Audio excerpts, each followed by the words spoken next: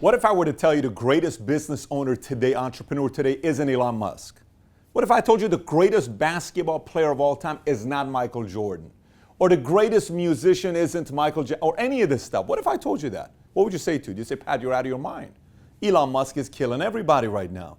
You know, Michael Jordan's the greatest of all time. Michael Jackson was a pop star. No.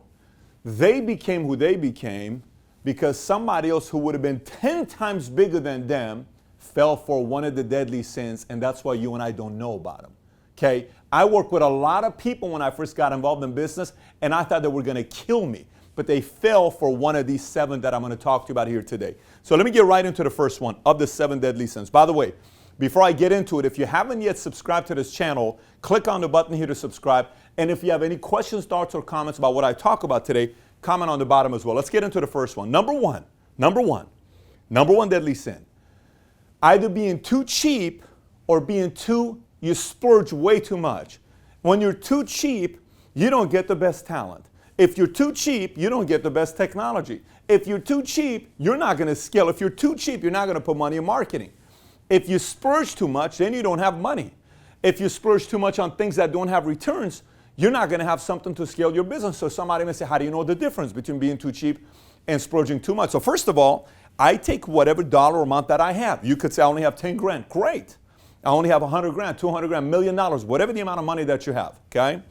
Every time I would spend $1,000 when I only had $100,000 in the account, in our business account, you know what I would tell myself in my mind? Listen, I would say, I can only do this 100 more times.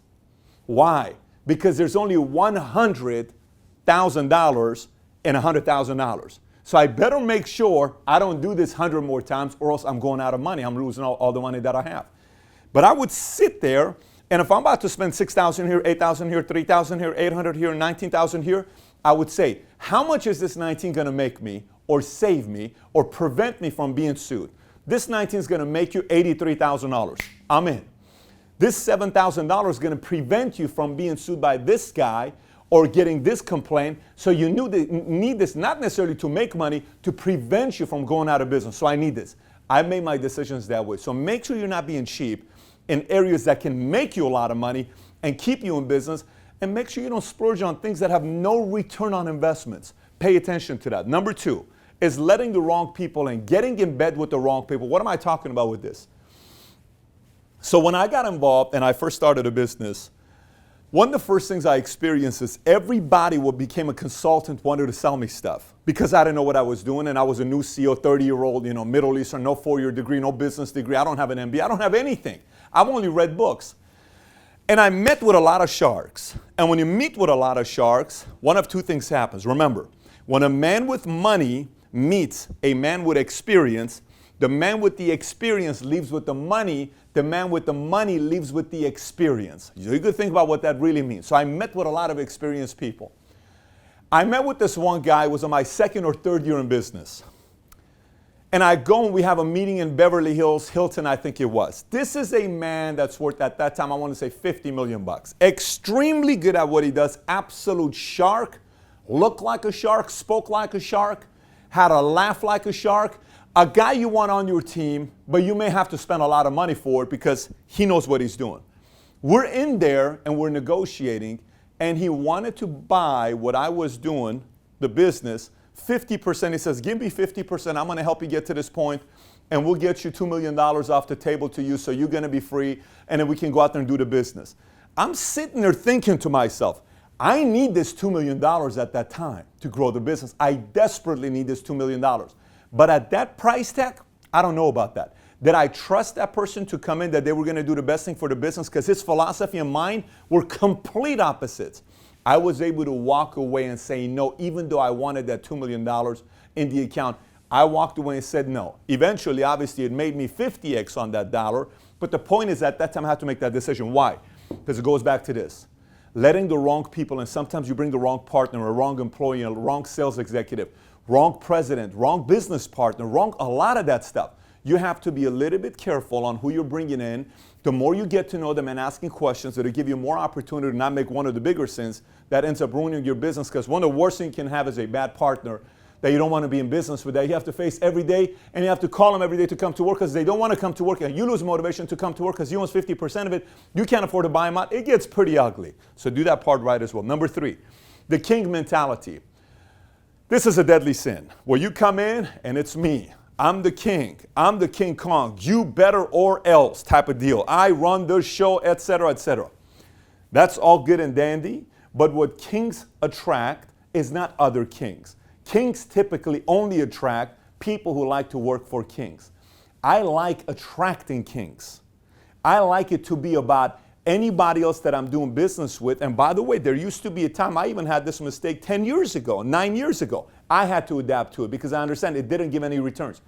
All of a sudden, the most incredibly talented, smart, intelligent, 10 times more smarter than me, 10 times bigger market than me started showing up because it was no longer about me. Why was it not about me?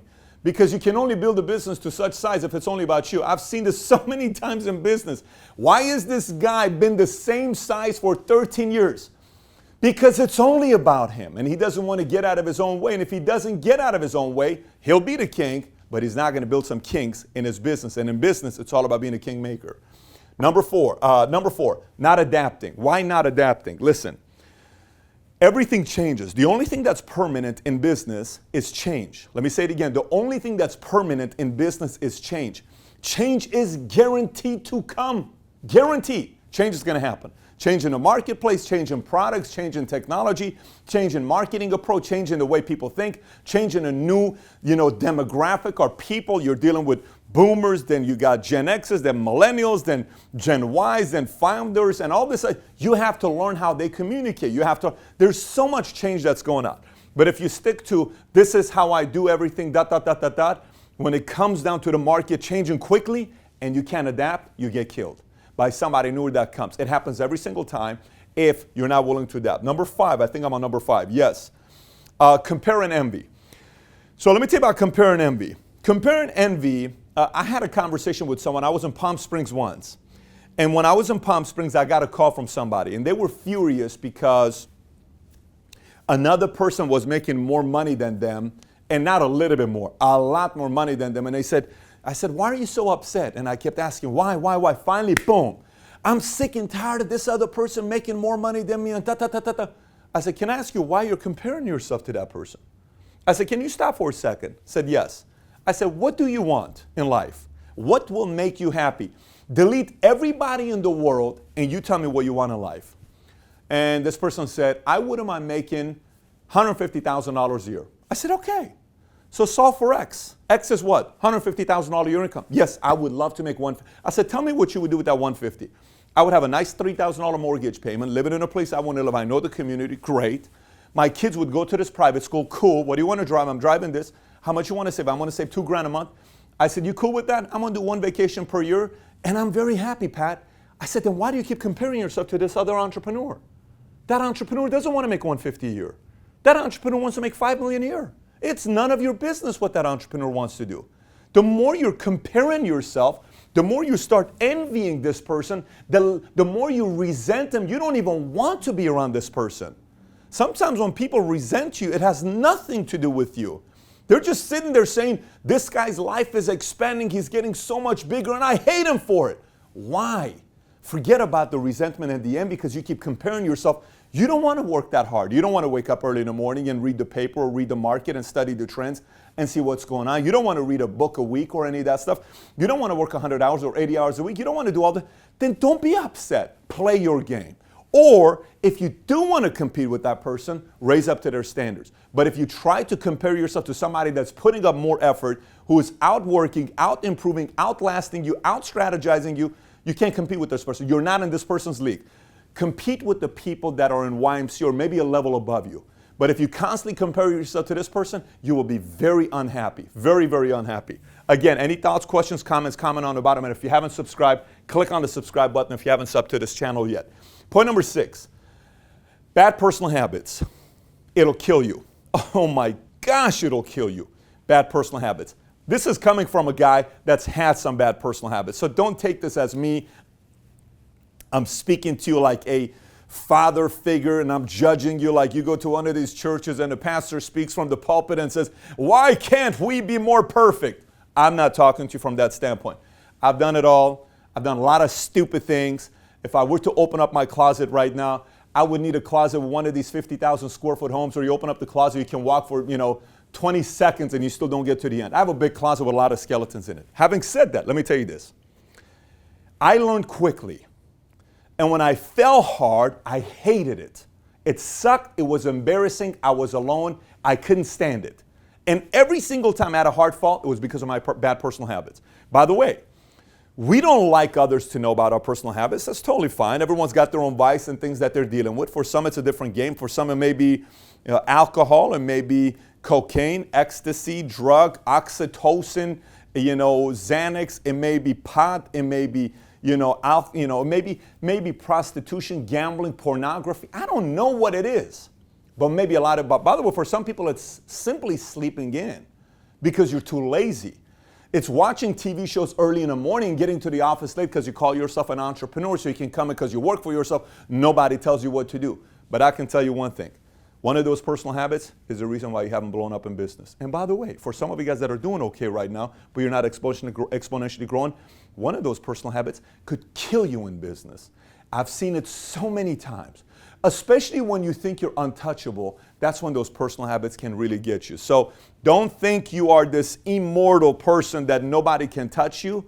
Anytime, boom, like this, the best of them can get caught just because of a bad personal habit. And last but not least, it's cheating, breaking the laws. I mean, Uber gets caught taking, 10 pages of whatever Google was working on driverless vehicles that are going to go there, and they got caught, and it was embarrassing. The board said, what is going on? All the C-type employees quit on Uber.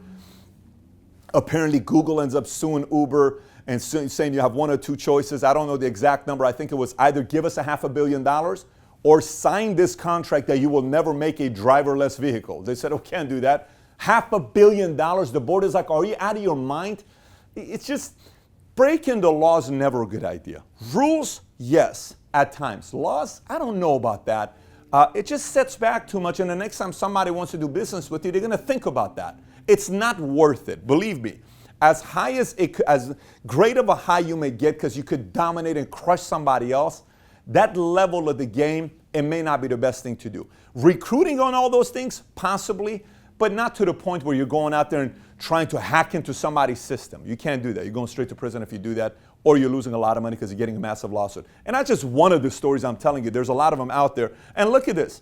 The guy creates a product that I use every day, every time I'm on the road. I love the product. I don't want Uber to go out of business. I love Uber. I'm a supporter of Uber. I make sure Uber drivers do their part. I want that service to be around. So that mistake, I'm upset about that mistake because I am Uber.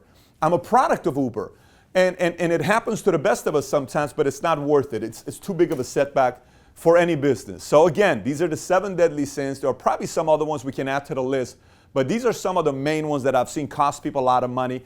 And again, here's what I want you to do. Listen to me very closely. I want you to take these 7 on a sheet of paper and ask yourself, which of them is the one that could cost you and your business everything?